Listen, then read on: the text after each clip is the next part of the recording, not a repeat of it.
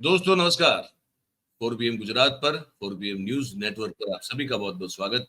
मैं हूं आपका दोस्त मयूर जानी। दोस्तों कल बजट पेश हुआ है ना। तो शाम तक तो देर शाम तक तो वैसे हमारे यहाँ तो बिजली भी नहीं थी। हमारा जो गुजरात विद्युत बोर्ड है उसकी कृपा से हम तो ऑलमोस्ट कल पूरे दिन जो है बिजली के बगैर रहे। और मोबाइल क्योंकि चार्ज था तो हम थोड़ा बहुत जो है बजट को समझने और जानने की कोशिश कर रहे थे, लेकिन यकीन मानिए हमको समझ में नहीं आया कि इसको कैसे कहें, इसके बारे में क्या कहें। ये हमारे देश की जनता के लिए कुछ काम का है नहीं है, हम ऑनेस्टली कुछ समझ नहीं पाए। हमने फिर आज व्यास साहब को, डॉक्टर व्यास साहब को फोन किया। हमने कहा क्योंकि वो बहुत ही जाने माने अर्थशास्त्री हैं और आप अगर गुजरात के लोग हैं वो तो जानते हैं, जो गुजरात से बाहर के लोग हैं उनको बता दें।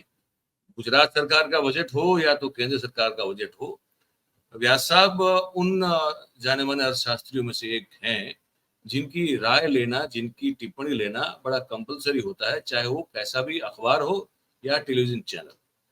तो हमने कहा व्यास साहब आप हमारे दर्शकों को भी बता दीजिए, क्योंकि हमारे तो पल्ले कुछ पड़ा नहीं। तो हमने उनको आग्रह किया, तो शॉर्ट नोटिस में उन्होंने टाइम निकाला है, तो ज्यादा उनका वक्त नहीं लेंगे।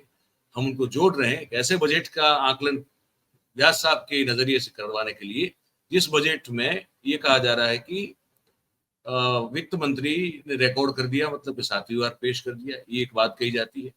फिर दूसरा एक रिकॉर्ड ये है कि शायद दूसरे नंबर का सबसे छोटा बजट स्पीच जो है वो भी निर्मला सीतारामन जी ने दिया। इस मामले में रिकॉर्ड्स कायम हो रहे हैं, लेकिन बजट क्या कह रहा है भैया हमको समझ में नहीं आ रहा।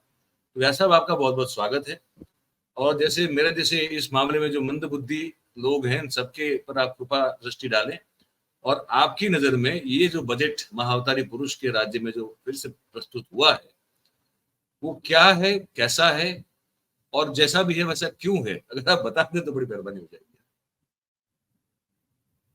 आपका ऑडियो जो है ना, मैं वो ऑडियो में अनम्यूट कर देता हूँ जी। एक तीसरा रिकॉर्ड भी इस बजट में प्रस्तावित किया है।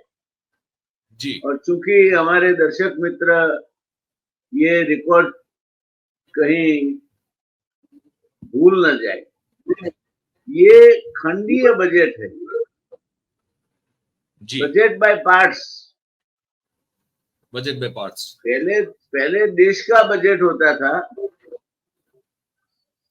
अब खंडीय बजट है। बिहार के लिए अलग बजट है और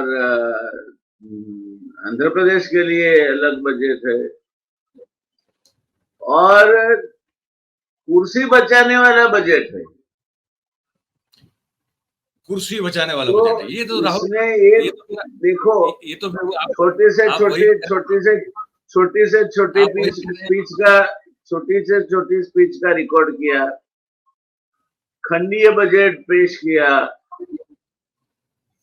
कुर्सी बचाने वाला बजट पेश किया, और पर ये ये तो आप, मैं कहूंगा कि ऑनगोइंग बजट है, क्योंकि कल उठ के और कोई 15-20 एमपी इकट्ठे हो गए और बोलते हैं कि हम अगर ये हमें दिया नहीं जाएगा पैकेज तो फिर हम वापस विड्रॉ कर लेंगे।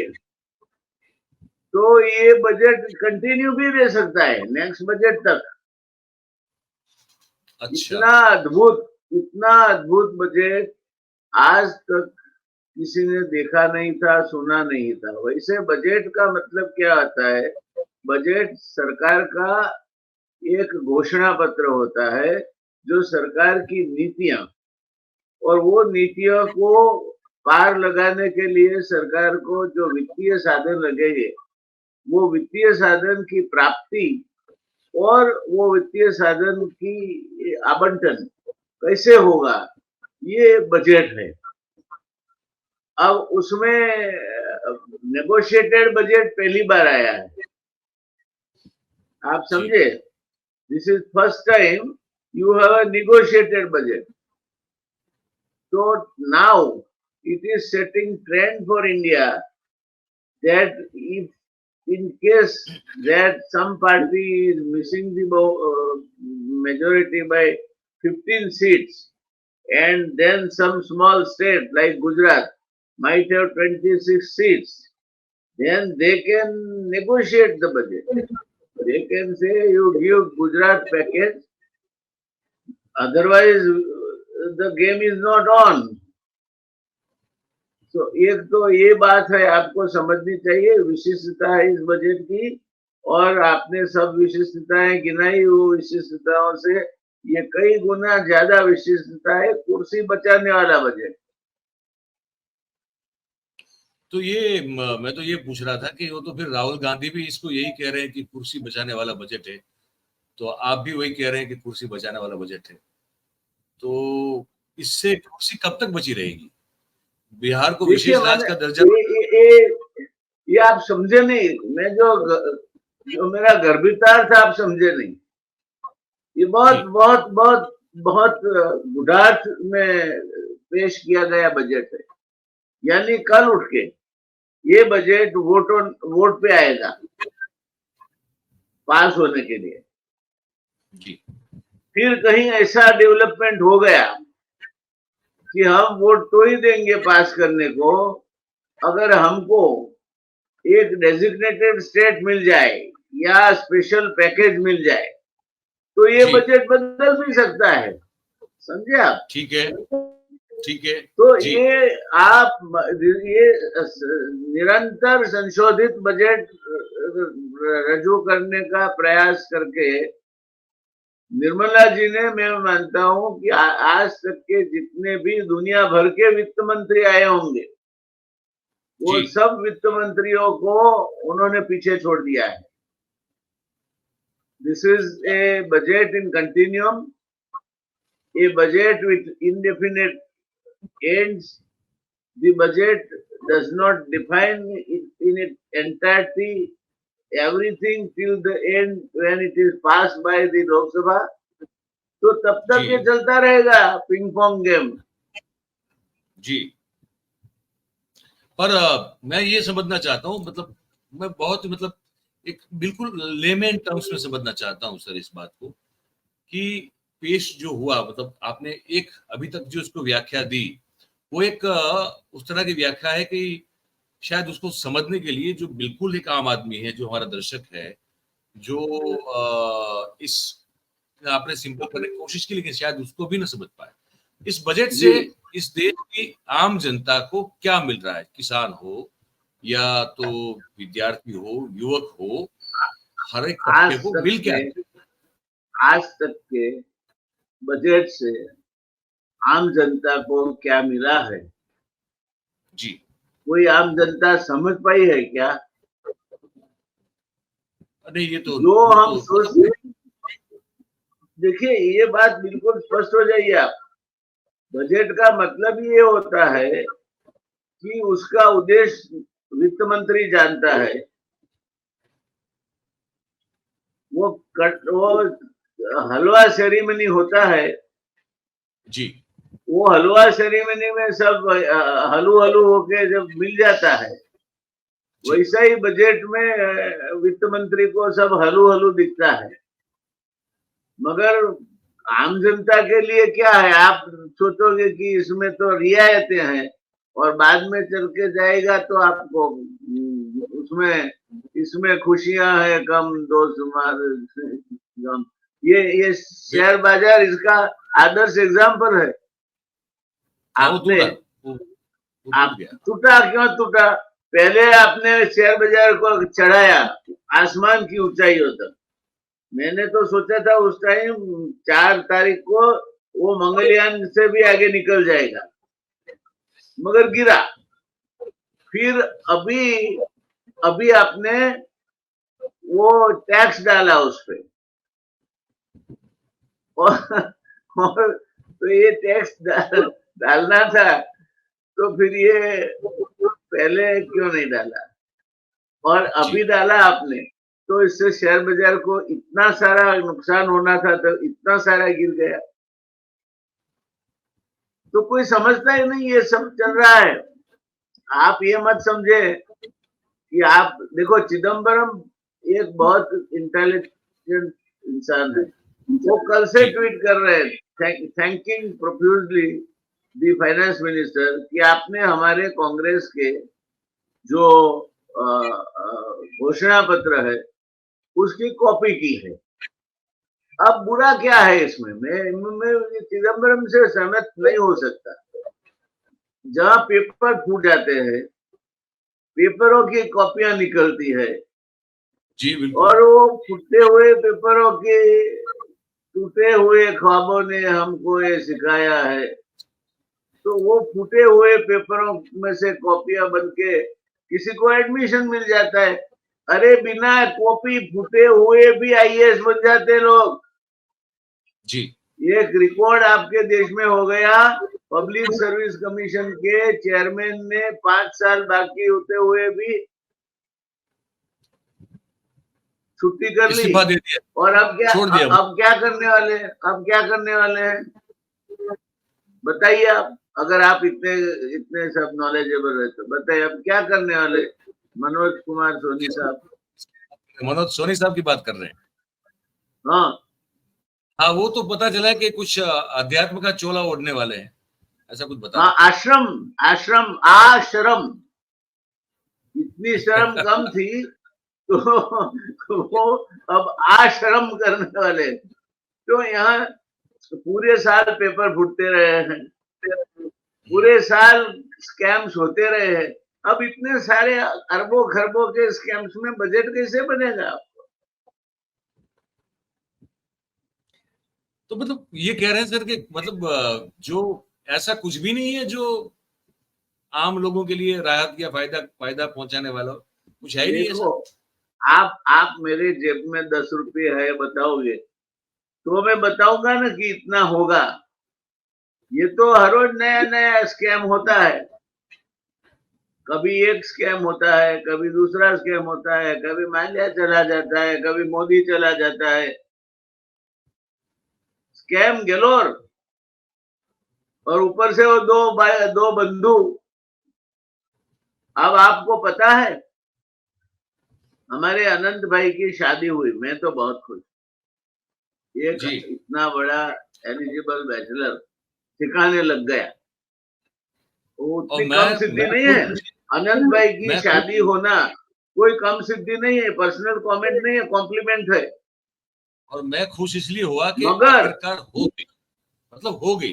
6 महीने से चल रही थी, तो हो गई तो मैं खुश हूँ। मगर सर मगर उसके बाद जो जियो के रेट बढ़े हैं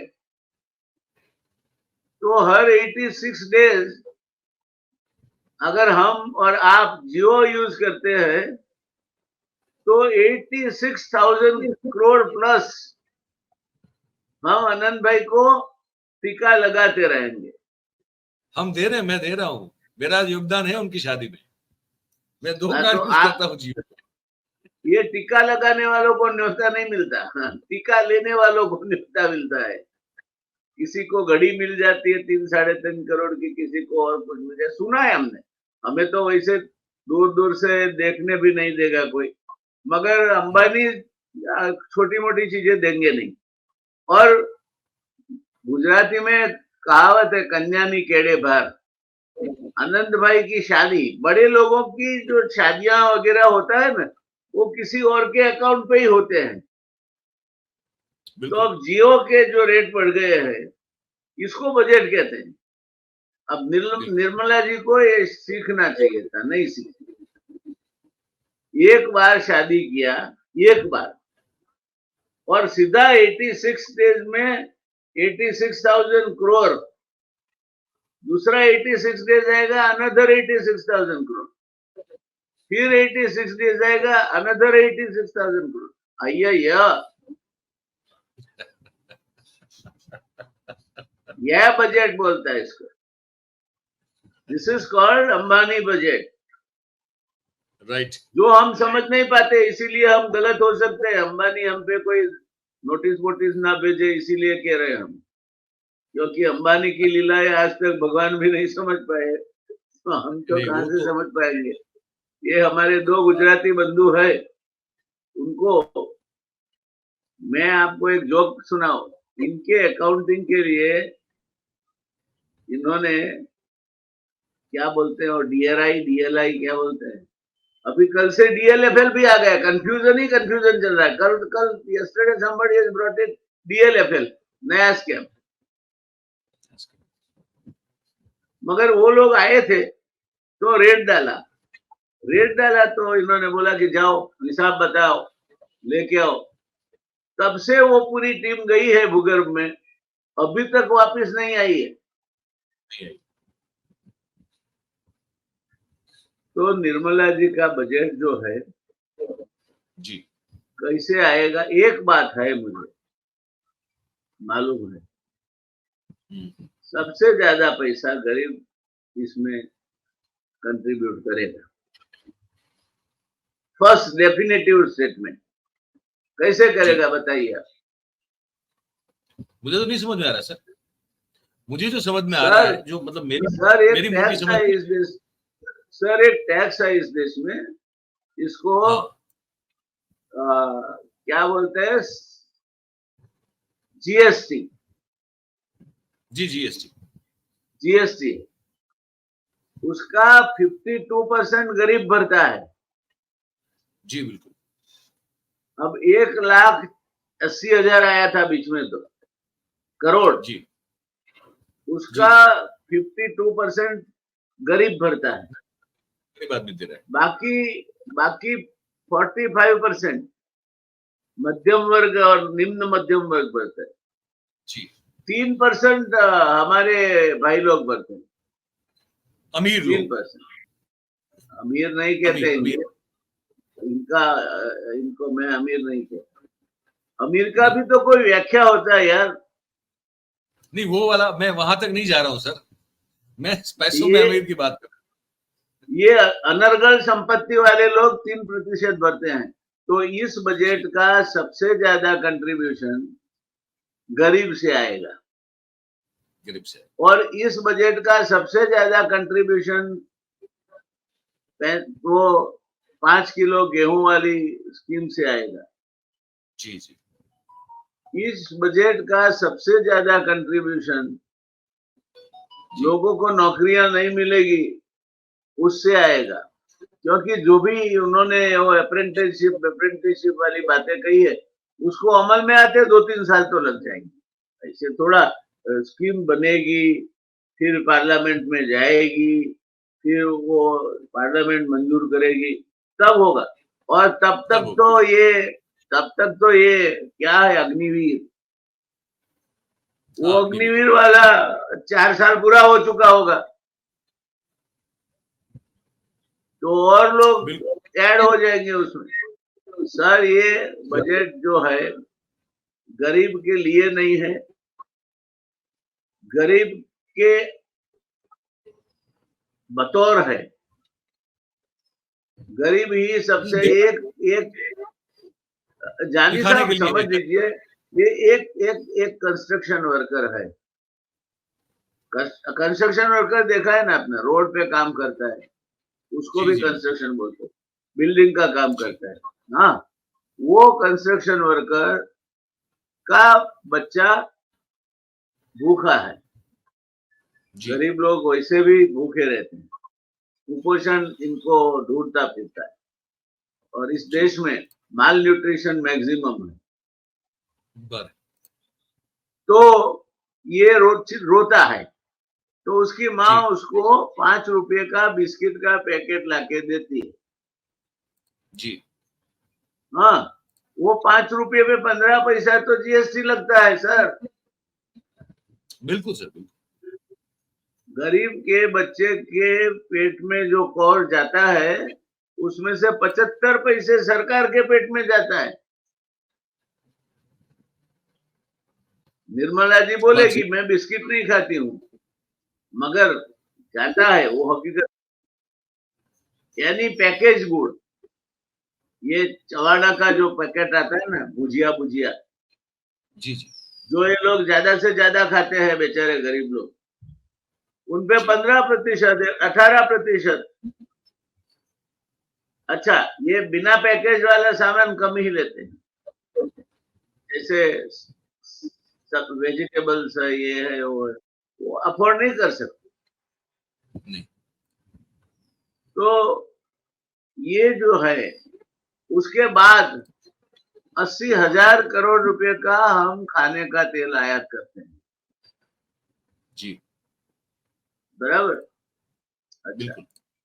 आपका इंटरनल डेट जो है वो करीब करीब 5 ट्रिलियन रुपीस के करीब पहुंच चुका है। आपकी इकोनॉमी 5 ट्रिलियन डॉलर पहुंचे ना पहुंचे, तो जी उसका भी बिल्कुल।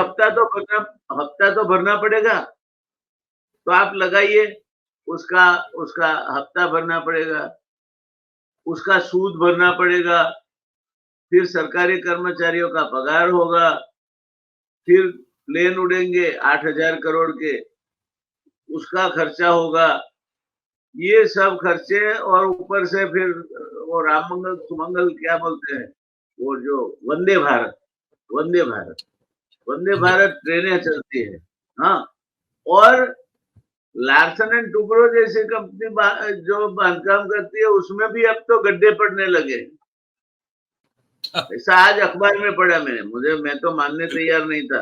लार्सन एंड नहीं टुब्रो के बारे में अरविंद जो इनके नायक है, उतने जितना बड़ा बिल्कुल बिग बुल मैंने देखा नहीं है। मगर जी उन्होंने कुछ लफड़े किए होंगे, और इन्होंने भी पैसे भी दिए हैं उसमें, वो इलेक्टेड बॉन्ड, इलेक्शन के लिए देते हैं ना, इलेक्टेड बॉन्ड, इलेक्ट्रोल बॉन्ड्स ये इलेक्टोरल बॉन्ड। हाँ, मैं इलेक्टोरल पाउडर भी आता है, आपको मालूम है हाँ वो भी। इलेक्टोरल पाउडर आता है। जब डिहाइड्रेशन हो जाए ना, डिहाइड्रेशन जी हो जी जाए तब इलेक्टोरल पाउडर पिलाते हैं। तो सरकार की फाइनेंसिस को, पार्टी के फाइनेंसिस को जब डिहाइड्रेशन हो जाए तब ये हम्म। इलेक्टोरल बॉन्ड पिलाते हैं। अब ये पैसे बचेगा तो बाकी का, वासी बचेगा तो कुत्ता खाएगा ना। निर्मला जी खिलाएगी किसको? अरे बाप रे, बात सही मैं है। एक मेरी मेरी एक विनती है कि हम्म। ये ये सब बजट की चर्चा पर्चा बंद की जाए। थोड़ा बहुत भी कुछ अच्छा मूड बन रहा है, बारिश गिर रही है, तो क्यों आप उसको खराब करने पे तुले हुए हो?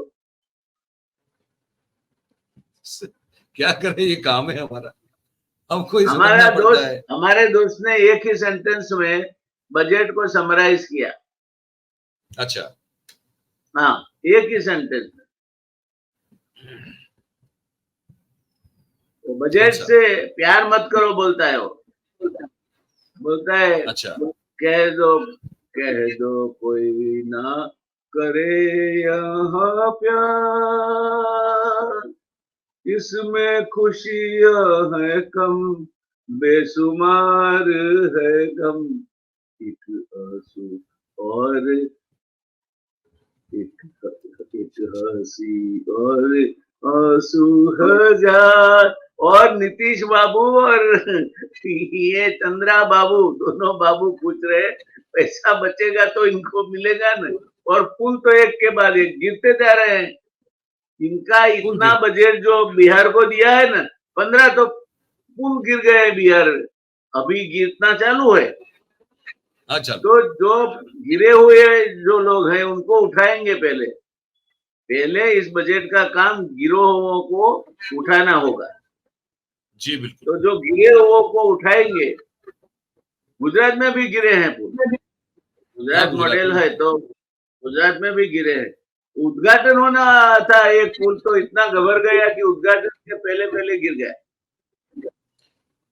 वो वो जो द्वारिका में जो वो है ना, वो जो सिग्नेचर ब्रिज बनाया है, हाँ, वो जो मोदी साहब ने उद्घाटन किया था चुनाव के पहले। मोदी साहब का और नाम वो बदनाम मत करो, उद्घाटन तो कोई भी कर लेता। वो उद्घाटन तो उन्होंने किया था, तो नाम तो उनका लेना पड़ेगा ना। नहीं नहीं नहीं उन्होंने नहीं, किया था। मोदी साहब, मोदी सुनिए, हर चीज में मोदी साहब क्यों करते हो? अरे वो खुद करते हैं, हम थोड़ी करते हैं। हम तो उनकी कॉपी करते हैं, वो खुद अपने आप को मोदी मोदी कहते रहते हैं, तो हम क्या करें। लेकिन उन्होंने जो किया था, वो नहीं, वो गोता लगाया था, पुरानी द्वारका नगरी वाला गोता लगाया था, वो सब याद होगा आपको। वो जो ब्रिज था ना, आज फोटो आई है कि वहां भी जो है बहुत बड़ा गड्ढा पुल के बीच में जो है वो लोहा दिखने लगा है। देखिए अब क्या करें। ये बीच में हमारा दोस्त जो है ना, कौन, हिमांशु, वो उसका वतन उस साइड पे है, गया होगा वो। अपना बयानी। मगर हाँ उसमें, हाँ, उसमें कुछ नया नहीं है। यहाँ एक पुल बना है, बहुत कलात्मक पुलिया बनी है, कितने अटल कितने ब्रिज। रंग। हाँ, वहां भी टूट गया, वो तो वो वो तो जाली वो तो लगाई है। वो तो पहले गए पिछले साल टूट गया था सर, वो तो आप पुरानी खबर बता रहे अब, हैं। हमने अब पिछले साल पिछले बता साल दिया था कि पिछले साल टूटा, उसको आप टूटा नहीं गिनोगे क्या? अब फिर से टूटा हो तो बताएं, कि एक बार तो टूट चुका है वो। वो तो टूटा टूटा ही करेंगे। टूटना एक, जब एक आदत हो जाती है ना, ये बजट भी टूटेगा, आप देखना। अब मैं आज आपके शो पे आगाह करता हूं आपको, ये बजट टूटेगा, क्योंकि और भी क्लेम करने वाले निकलेंगे कि हमें भी दो। हम तो सो रहे थे, पकोड़े खा रहे थे।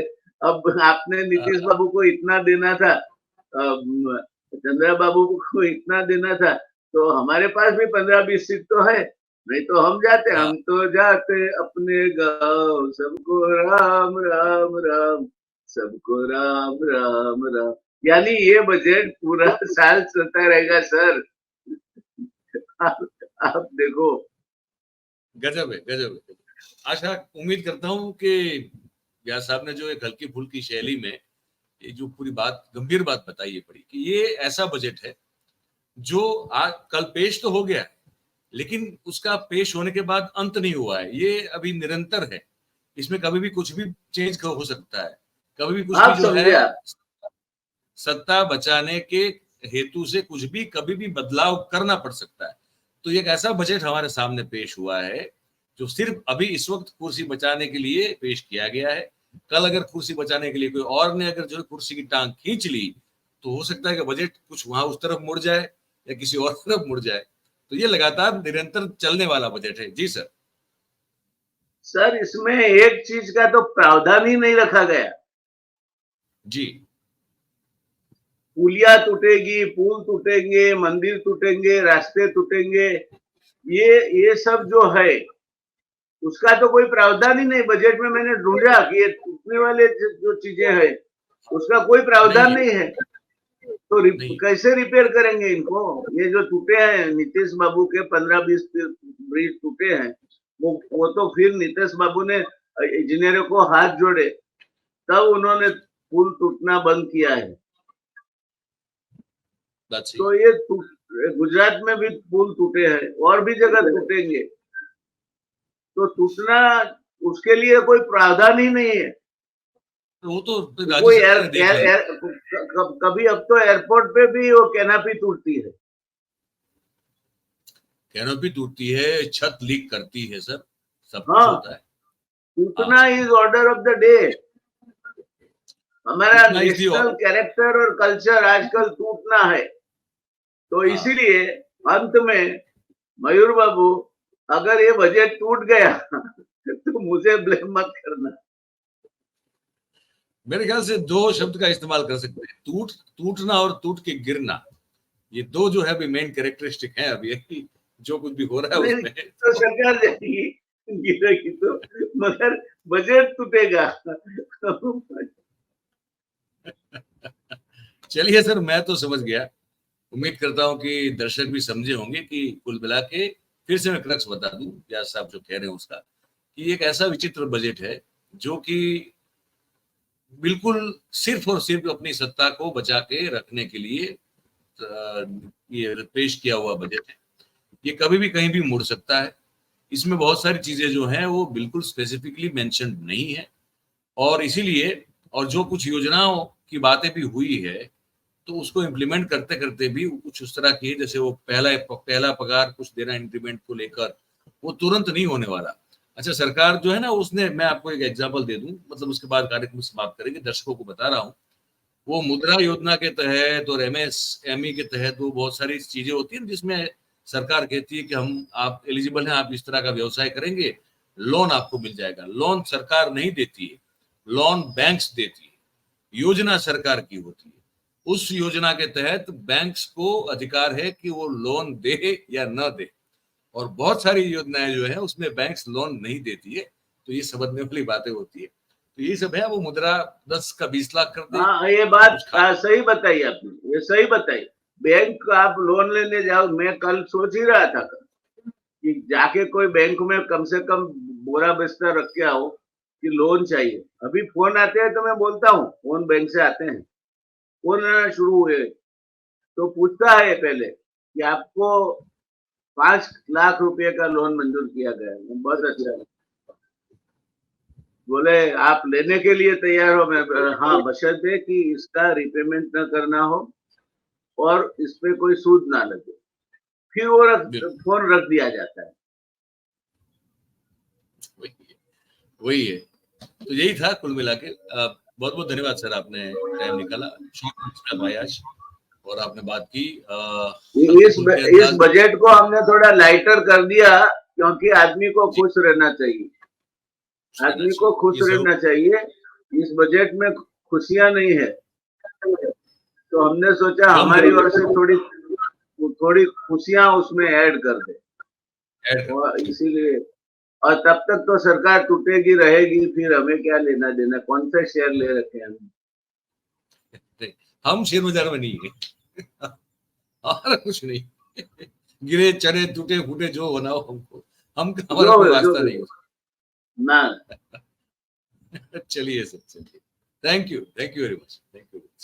धन्यवाद बाबू, धन्यवाद जी सर, जी।